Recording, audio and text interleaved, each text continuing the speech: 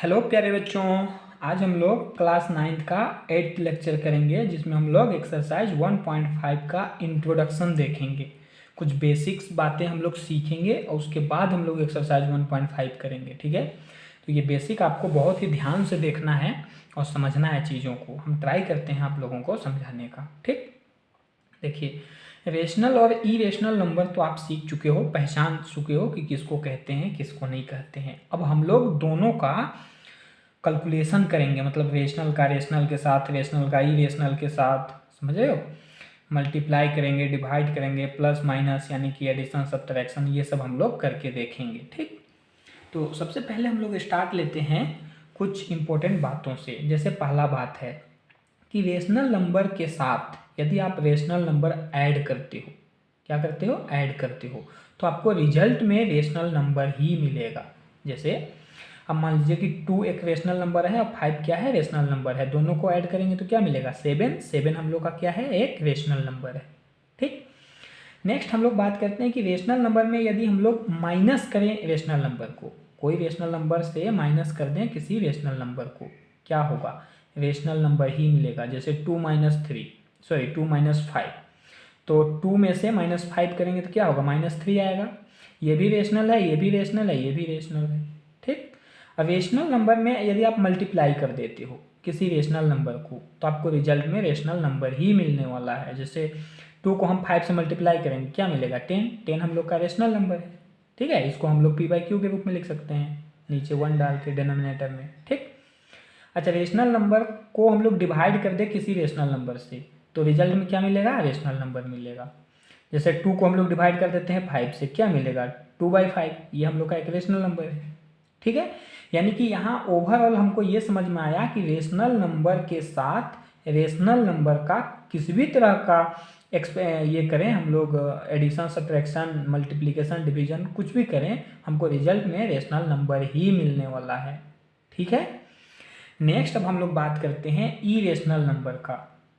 Irrational number के साथ यदि आप इरेशनल नंबर ऐड करते हो तो आपको रिजल्ट में इरेशनल नंबर ही मिलने वाला है।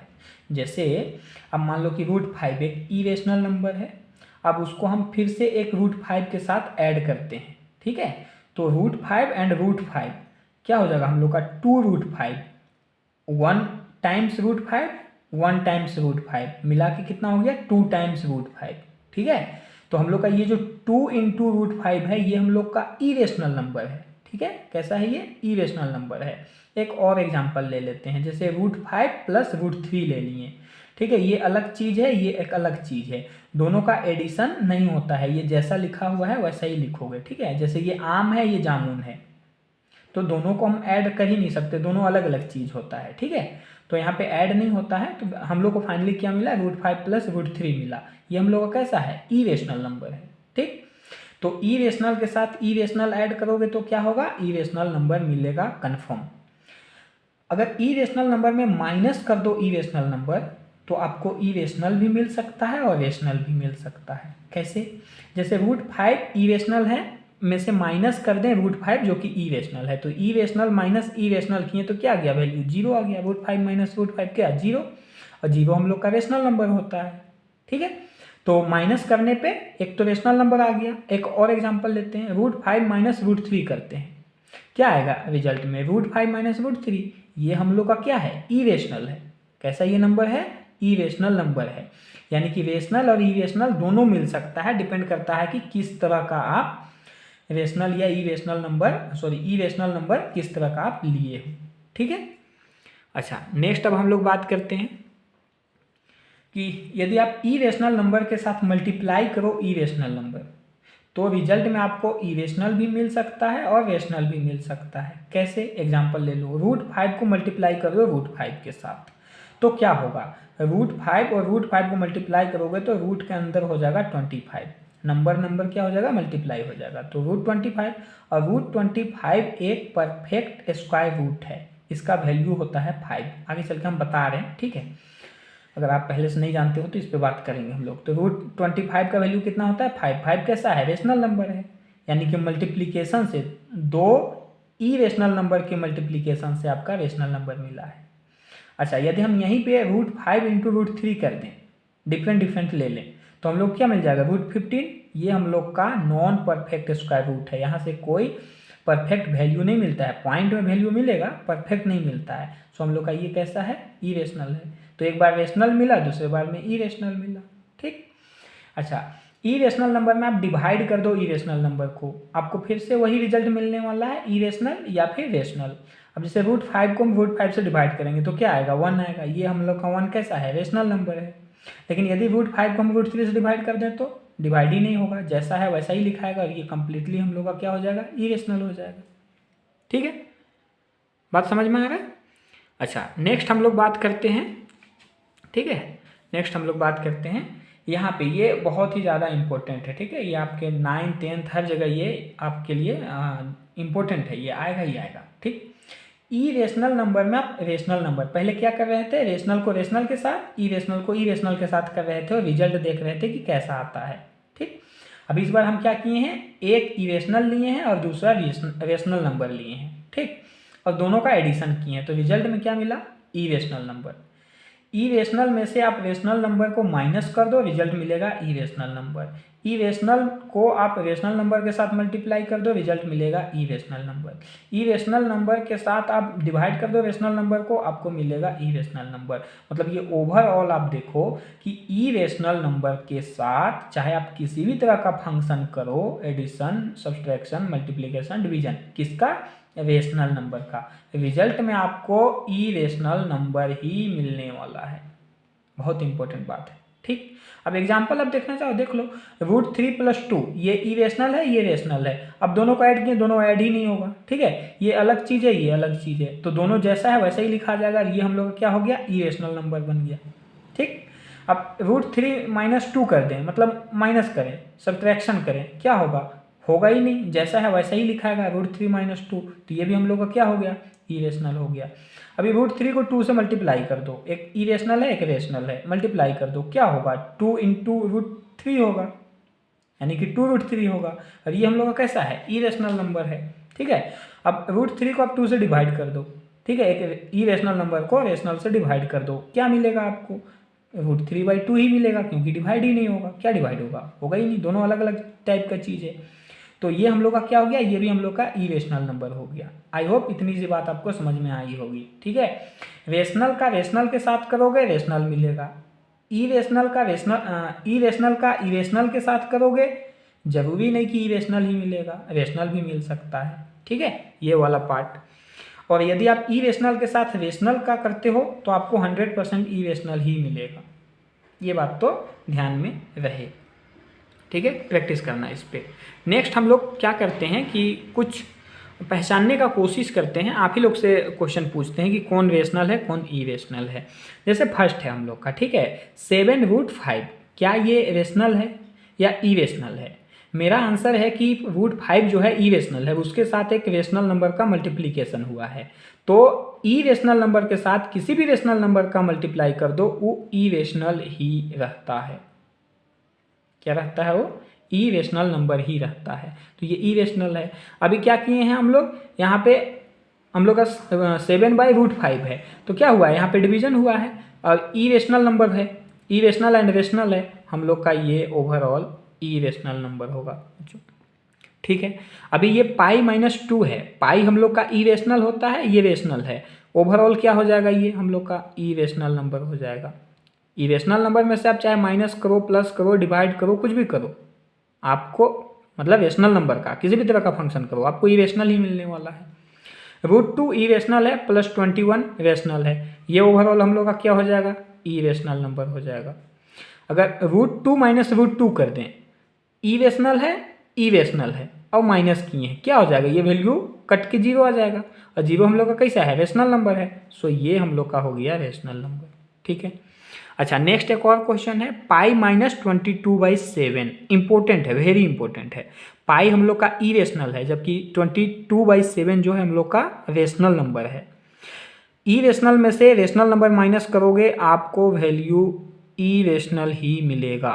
ठीक है, अब यहाँ पे थोड़ा सा कन्फ्यूजन हो सकता है आपको कि पाई का वैल्यू भी हम लोग 22/7 ही लिखते हैं, तो 22/7 माइनस 22/7 कट के 0 हो जाना चाहिए। बट आपको हम पहले ही बता चुके हैं कि पाई का एग्जैक्ट इक्वल नहीं होता है 22/7, तो आप यहाँ 22/7 लिख ही नहीं सकते। समझ में आ रहा है?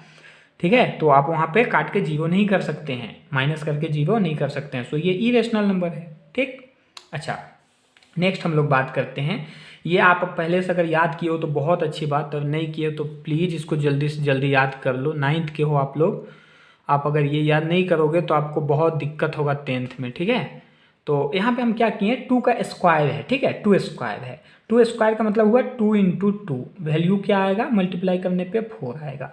अगर 4 के ऊपर रूट है ना, तो यहाँ ये हम लोग का कहलाता है परफेक्ट स्क्वायर रूट। ये क्या है, परफेक्ट स्क्वायर रूट। 4 कैसा है, परफेक्ट स्क्वायर रूट है, तो यहाँ से आपको वैल्यू मिलेगा 2।